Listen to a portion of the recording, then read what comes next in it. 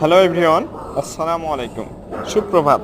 আশা করি আল্লাহর রহমতে আপনারা সবাই সুস্থ আছেন এবং ভালো আছেন। আমিও আলহামদুলিল্লাহ ভালো আছি। চাকচিক্যময় শহর চ্যানেলের পক্ষ থেকে আপনাদেরকে সবাইকে স্বাগত। আজকে চলে আসলাম ইউনিমার্ট ধানমন্ডি সুপার মার্কেট। এই মার্কেটের পরিবেশ খুবই সুন্দর এবং পরিবেশ বান্ধব।